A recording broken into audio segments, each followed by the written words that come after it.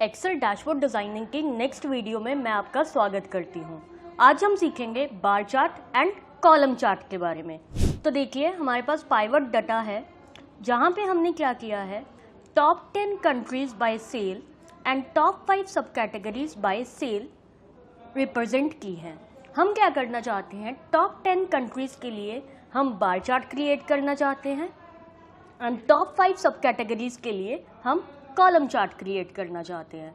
तो सबसे पहले हमने टॉप 10 कंट्रीज़ का जो पाइवट चार्ट है इस पर क्लिक किया, पाइवट टेबल एनालाइज में आए, पाइवट चार्ट में जाइए एंड उसके बाद हमने यहाँ से चूज़ किया बार चार्ट एंड ओके। अब देखिए ये अनइवन है, मीन्स ये एक सॉर्टेड ऑर्डर में नहीं है, असेंडिंग या डिसेंडिंग में। उसके लिए हम क्या करेंगे, यहाँ पे कंट्री का जो बटन आ रहा है इस पर क्लिक करेंगे और क्लिक करने के बाद मोर सॉर्ट ऑप्शंस में जाएंगे। मोर सॉर्ट ऑप्शंस में जाने के बाद हमने यहाँ पे इसे डिसेंडिंग ऑर्डर में सॉर्ट किया by sum of sales and okay.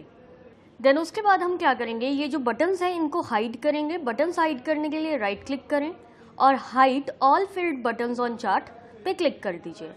And इसी तरह से हम क्या करेंगे, प्लस पे जाके चार्ट का टाइटल, चार्ट की ग्रिड लाइंस और चार्ट के लेजेंड्स हम सारी चीज़ अनटिक कर देंगे। ये हमने एक बार चार्ट क्रिएट कर लिया है। बार चार्ट क्रिएट करने के बाद नेक्स्ट हम क्या करेंगे, कॉलम चार्ट क्रिएट करेंगे। तो हमने सब कैटेगरीज का जो टेबल है इस पर क्लिक किया, पाइवट टेबल एनालाइज में गए, पाइवट चार्ट और यहाँ से कॉलम चार्ट इंसर्ट कर लिया। कॉलम चार्ट इंसर्ट करने के बाद हम इस पर भी सेम स्टेप्स लेंगे, सब कैटेगरीज के बटन पे क्लिक करेंगे एंड मोर सॉर्ट ऑप्शंस में जाके हम सम ऑफ सेल्स के बेसिस पे इसे सॉर्ट कर लेंगे। सॉर्टिंग करने के बाद प्लस पे क्लिक कीजिए, chart title, grid lines and legends इन सबको हम रिमूव कर देंगे। एंड इन बटन्स को हाइड करने के लिए हमने राइट क्लिक किया and hide all field buttons on the chart click कर दिया। अब देखिए इसको डैशबोर्ड्स पे लेके जाने के लिए हम क्या करेंगे, इन दोनों को सेलेक्ट करेंगे। इन दोनों को सेलेक्ट करने के बाद कंट्रोल X से कट किया एंड डैशबोर्ड की शीट में आके कंट्रोल V से पेस्ट कर लिया। बट इनकी पोजीशनिंग सेट करने के लिए हम सबसे पहले इनकी बैकग्राउंड स्पेस रेडी करेंगे।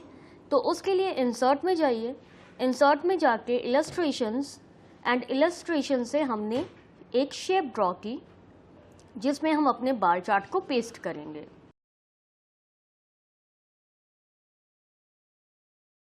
शेप ड्रॉ करने के बाद हम शेप फिल में जाके इसको वाइट फिल कर देंगे एंड इसी तरह से शेप आउटलाइन को हम ले लेंगे no outline and shape effects में जाके हम शेडो डिफाइन कर देंगे, दैट इज आउटर शेडो।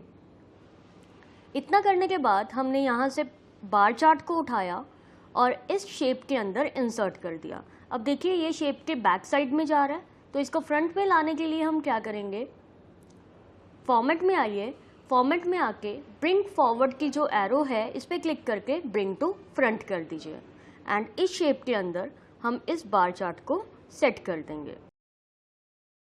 अब इन बार्स के बीच में गैप कम करने के लिए और इनको डिज़ाइनिंग देने के लिए हम क्या करेंगे, बार्स पे राइट क्लिक करेंगे और उसके बाद फॉर्मेट डाटा सीरीज पे क्लिक कर दीजिए।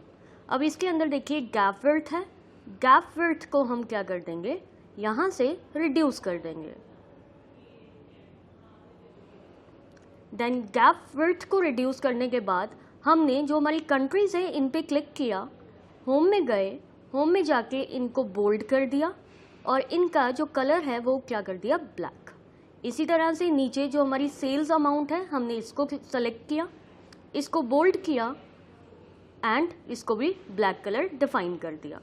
देन नेक्स्ट हम क्या करेंगे, बार चार्ट पे क्लिक करेंगे, बार चार्ट पे क्लिक करके फॉर्मेट में आइए एंड शेप आउटलाइन को हमने यूज़ किया नो आउटलाइन एंड इसी तरह से इसको टाइटल देने के लिए हमने जो पहले टाइटल्स दिए हैं उनको कॉपी किया एंड कॉपी करने के बाद पेस्ट कर लिया। पेस्ट करने के बाद हम इसको नाम दे देंगे, that is top 10 countries by sale. Same way से हम क्या करेंगे, इंसर्ट में जाएंगे, इंसर्ट में जाके इलस्ट्रेशन से एक और शेप ड्रॉ करेंगे जिसके अंदर हम अपने कॉलम चार्ट को सेट करेंगे। देन उस शेप को हमने यहाँ पे ड्रॉ कर लिया।